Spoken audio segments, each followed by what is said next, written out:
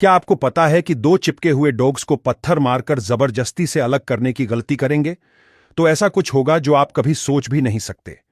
चलिए जानते हैं कि ऐसा करने से क्या होता है। आमतौर पर डॉग्स की प्रजनन प्रक्रिया श्रावण और भाद्र पक्ष के दौरान शुरू होती है और प्रजनन के बाद मेल और फीमेल डॉग्स जब आपस में चिपक जाते हैं तब कई लोग पत्थर मारकर उन्हें अलग करने की कोशिश करते हैं और लोगों के पत्थर मारने के डर से मेल और फीमेल डॉग्स जबरदस्ती से अलग होने का प्रयास करने लगते हैं। लेकिन उन्हें जबरदस्ती से अलग करने पर फीमेल डॉग का इंटरनल मसल्स खींच सकता है, जिसके चलते वो कभी मां नहीं बन पाती।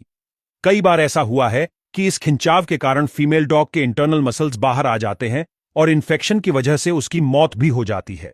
दूसरी ओर मेल डॉग को भी गंभीर चोट लग सकती है। डॉग की इंटरनल ग्रंथि खींच जाने के कारण मेल डॉग को दर्द और आंतरिक चोट का सामना करना पड़ता है और परिणाम स्वरूप उसकी किडनी फेल होने के कई मामले भी सामने आए हैं। लेकिन सबसे बड़ा सवाल यह है कि मेल और फीमेल डॉग चिपकते क्यों हैं? उसके पीछे कौन सा कारण जवाबदार है?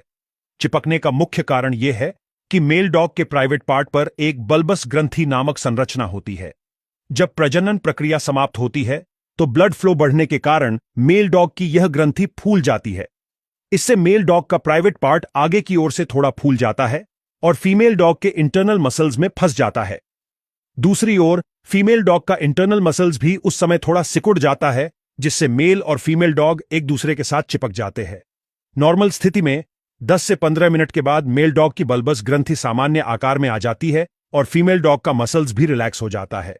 इसके बाद दोनों डॉग्स आसानी से अलग हो जाते हैं। इसलिए जब भी मेल और फीमेल डॉग्स को इस स्थिति में देखें तो उन्हें जबरदस्ती से अलग करने के बजाय उन्हें अपने आप अलग होने दें।